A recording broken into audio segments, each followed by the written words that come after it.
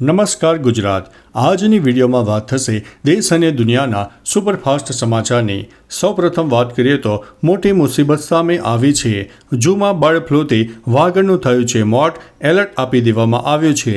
Bird ફ્લૂના વધતા ખતરાને કારણે ઉત્તર પ્રદેશના તમામ પ્રાણી સંગ્રહાલય અને સફારી પાર્ક બંધ કરી દેવામાં આવ્યા છે।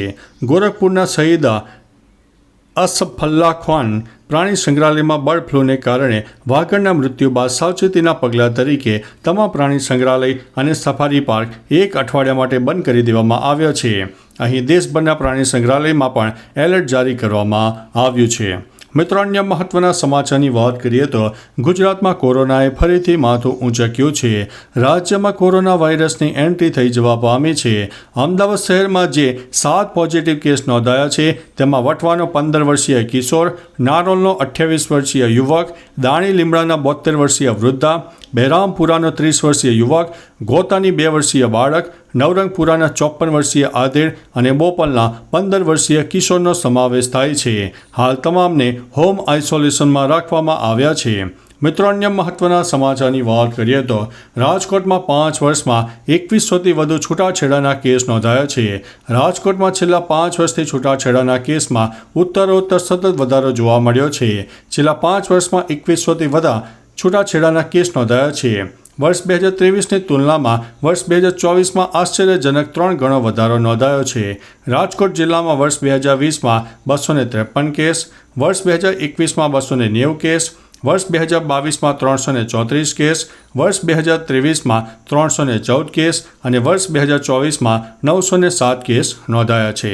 મિત્રો, અન્ય મહત્વના સમાચારની વાત કરીએ તો જેતપુરમાં ભારે પવન સાથે ધોધમાર વરસાદ પડ્યો।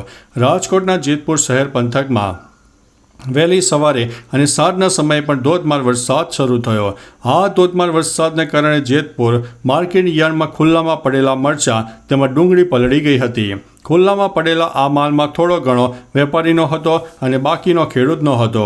જેતપુર માર્કેટિંગ યાર્ડમાં ડુંગળી 10 રૂપિયા મણ વેચાઈ ગઈ હતી, જેથી ખેડૂતોને નુકસાનીમાં આંશિક રાહતની આશા હતી। મિત્રો, અન્ય મહત્વના સમાચારની વાત કરીએ તો રાજસ્થાને ચેન્નઈને 6 વિકેટથી હરાવ્યો। રાજસ્થાન રોયલનો ચેન્નઈ સુપર કિંગ્સ સામે શાનદાર વિજય થયો છે। ચેન્નઈએ 20 ઓવરમાં 8 વિકેટે 187 રન બનાવ્યા છે। તેની સામે રાજસ્થાનમાં વૈભવ સૂર્યવંશી 57 રન બનાવીને અને સંજુ સેમસન 41 રન બનાવીને આઉટ થઈ ગયા છે। વૈભવ સૂર્યવંશીએ 12મી ઓવરમાં પોતાની 50 પણ પૂરી કરી હતી। મિત્રો, અન્ય મહત્વના સમાચારની વાત કરીએ તો અમદાવાદના રેશન કાર્ડ ધારકોને મોટો ઝટકો। રેશન કાર્ડ ધારકો માટે KYC કરવા સૂચન બાદ ઘણો સમય આપવામાં આવ્યો। અમદાવાદના રેશન કાર્ડ હોલ્ડર્સને સરકારે ઝટકો આપ્યો છે। KYC ન કરનારા રાશન કાર્ડ ધારકો સામે કાર્યવાહી કરાઈ છે।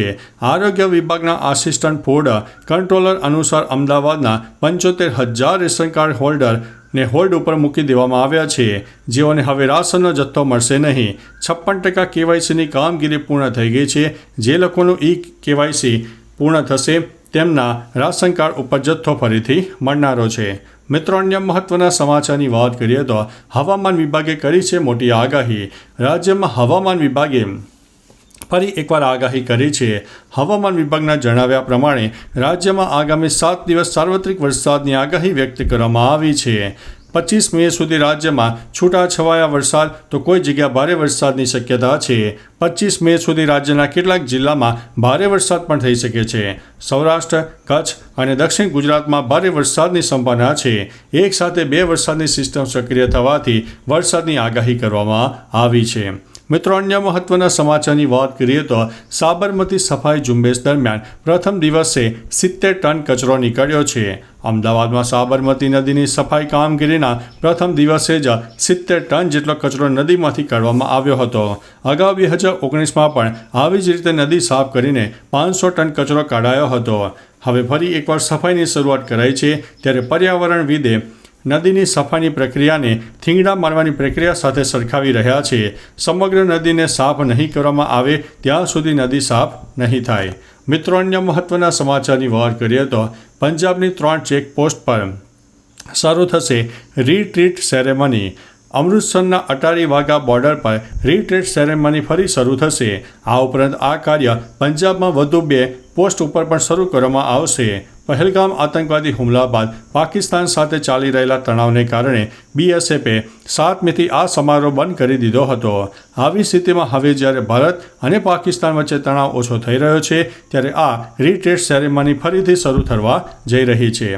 મિત્રો, અન્ય મહત્વના સમાચારની વાત કરીએ તો અંકલેશ્વરમાં ફણસની સફળ ખેતીનો પહેલો પ્રયાસ કરવામાં આવ્યો છે. બાંગ્લાદેશ અને શ્રીલંકાના રાષ્ટ્રીય ફળ ફણસની ખેતી અંકલેશ્વરમાં સૌપ્રથમ વખત અન્ય ખેડૂત માટે નવી દિશા ચીંધી છે. ફણસ ડાયાબિટીસ રોકવામાં અક્ષીર હોવાનું સાબિત થયું છે. કોરોના કાળમાં આરોગ્ય જાળવવા માટે તેની ડિમાન્ડમાં વધારો થયો છે. દુનિયા સુપરફૂડની શોધ કરી રહી છે અને ફણસમાં તેમને સંભવિત સુપરફૂડના ઘણા લક્ષણો દેખાઈ રહ્યા છે. મિત્રો, અન્ય મહત્વના સમાચારની વાત કરીએ તો UPIથી પેમેન્ટ કરનારાઓને ડિસ્કાઉન્ટ મળશે. ભારત સરકાર UPI વડે પેમેન્ટ કરનારા લોકોને ડિસ્કાઉન્ટ આપવાનું વિચારી રહી છે. એક રિપોર્ટ અનુસાર ક્રેડિટ કાર્ડનો ઉપયોગ કરીને 100 રૂપિયામાં મળતી પ્રોડક્ટ હવે UPIનો ઉપયોગ કરીને 98 રૂપિયામાં ઉપલબ્ધ થશે.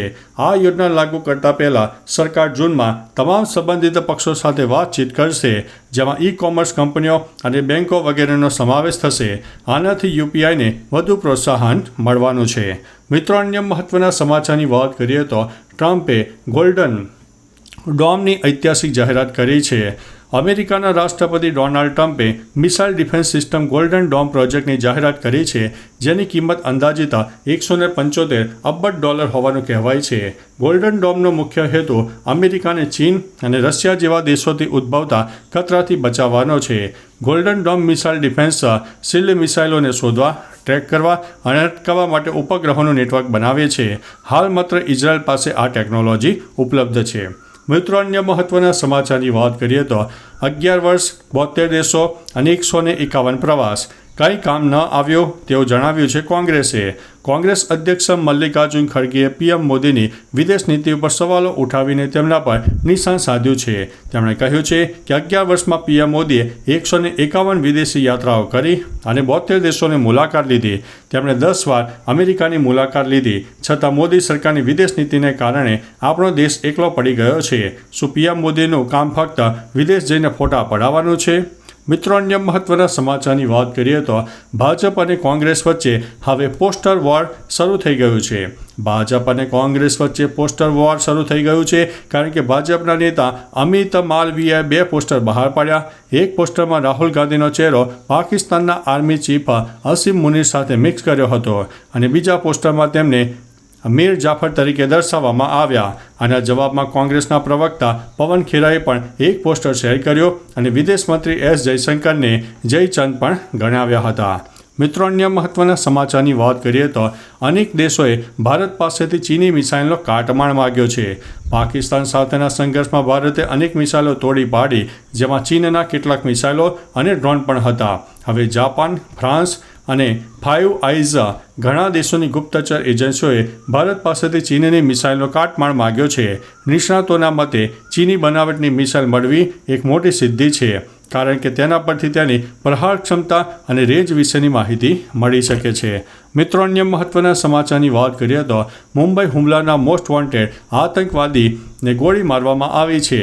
પાકિસ્તાનમાં લશ્કરે તૈયબાની સ્થાપના કરનાર હમજાને લાહોરમાં અજાણ્યા લોકોએ ગોળી મારી દીધી. તેમને હોસ્પિટલમાં દાખલ કરાયા છે. તેમની હાલત નાજુક છે. હમજા નવેમ્બર 2008માં મુંબઈમાં થયેલા આતંકવાદી હુમલાનો મોસ્ટ વોન્ટેડ છે.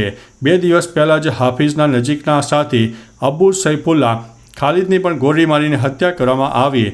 જોકે હમજા પર થયેલા હુમલાની સત્તાવાર પુષ્ટિ હજુ થઈ નથી.